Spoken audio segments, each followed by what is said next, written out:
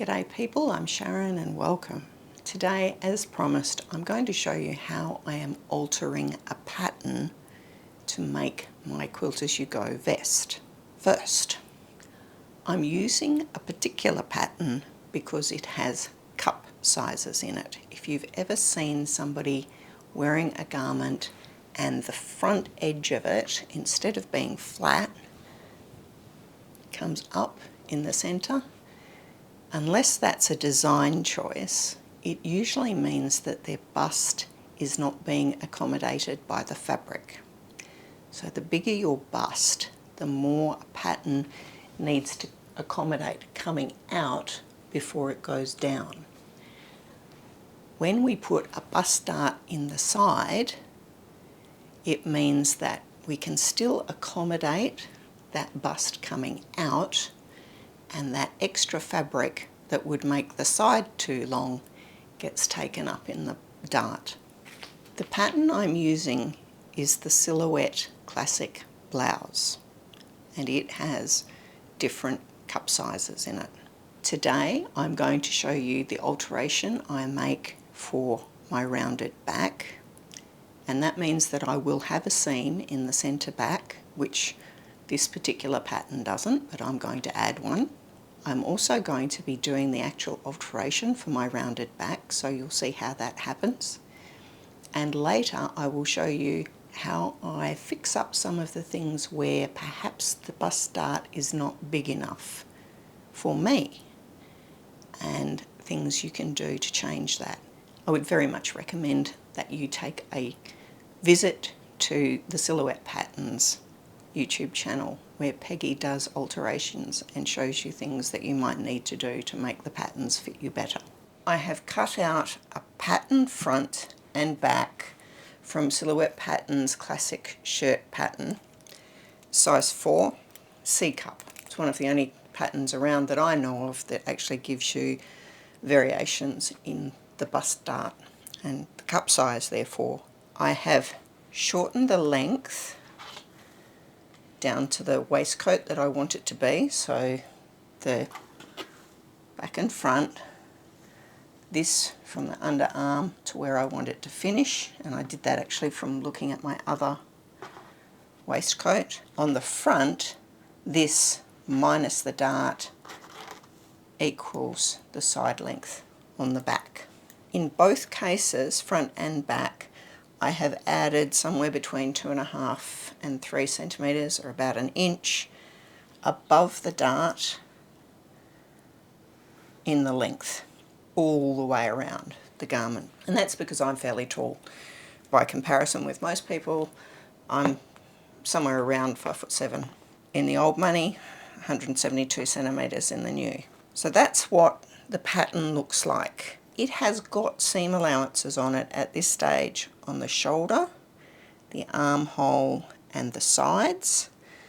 Not really got it where I've cut it off there, and I know this is where the centre front is, and I've gone a little bit further out than that because I want to put some buttons on. I got my neckline from the other waistcoat, and this was just what looked nice to me. I did put that point under the vertical dart in the shirt, and there will be reasons why that comes into effect later. At this point, the shoulder seam on the front is narrower than the shoulder seam on the back, and I still want to play with the back of this pattern a bit because, as previously mentioned, I've got a rounded back, so I want to show you how to make that alteration. I'm going to need to open up the back and make it longer so that it can get over my back. And I'm going to put some lines across here. On the back I have added a centimetre, that's the Silhouette Patterns standard seam allowance, because I need to make 2 backs on my quilted waistcoat. And I'm just going to make a few, probably 3, maybe even 4 lines across here. I need to open these lines up to allow my back some more room, so to bring this up closer to my neck. To begin, I'm going to open these lines up.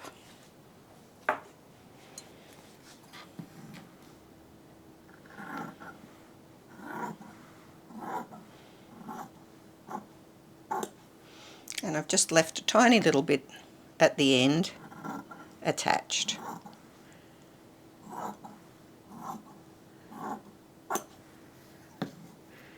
If I cut all the way through, it doesn't really matter, but that little hinge does help.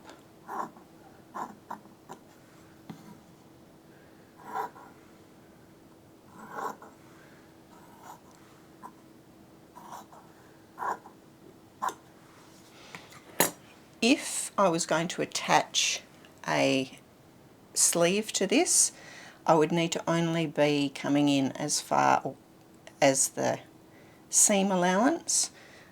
I probably want that extra fabric there anyway for me, so I'm going to leave it like this. And I'm going to open up around about 1/4 of an inch at each of those points. So at this point I have lengthened the back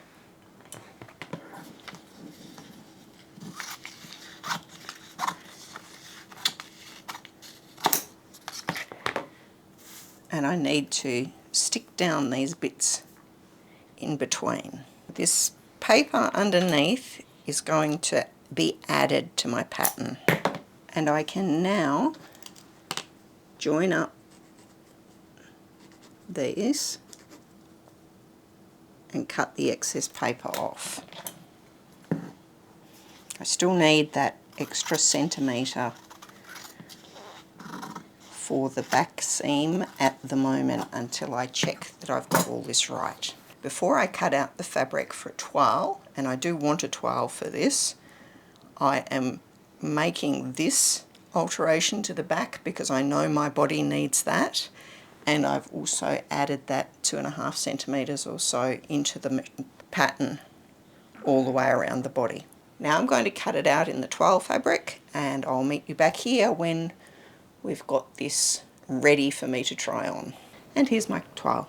I cut out some woven fabric and I serged or overlocked all around the edges because I knew I'd be putting it on and off a lot, and for the same reason I put buttons and buttonholes down the front. It took me 10 minutes, and I have been very grateful to prior me for having done that every time I've had to take this on and off.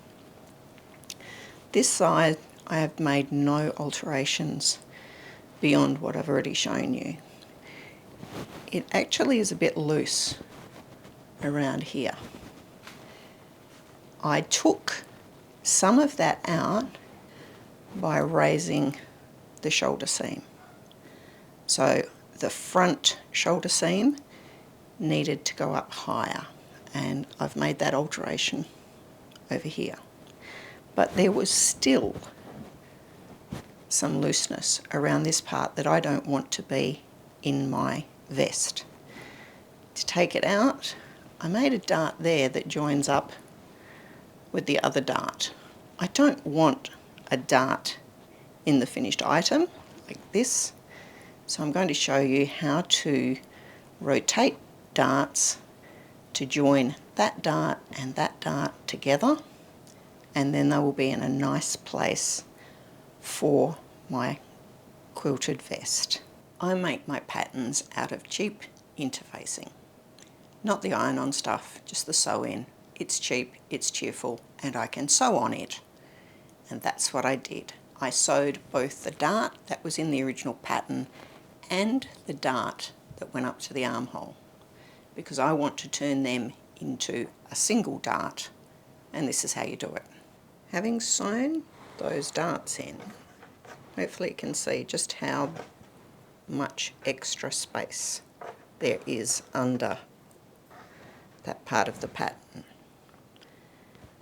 That's the shape I want it to be, but I don't want the dart to be there, and I definitely don't want this one So how can I flatten it out to make it what I want to be?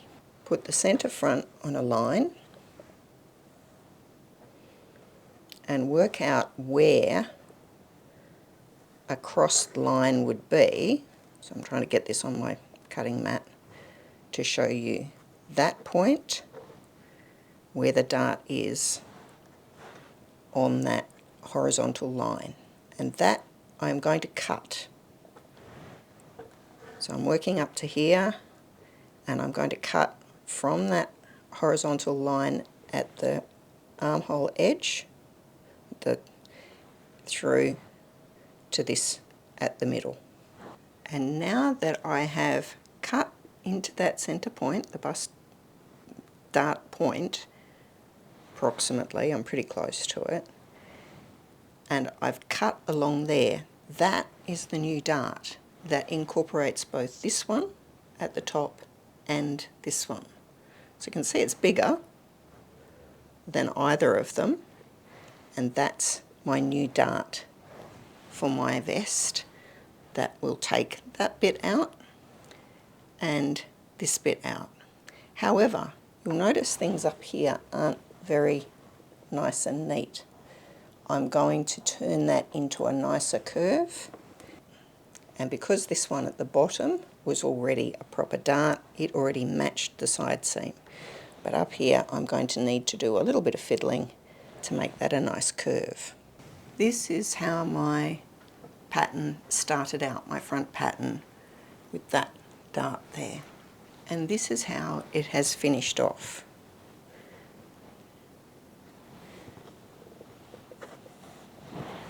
The dart is higher and bigger, and you can see from there to there is a little bit longer because that dart's going to be using up more fabric.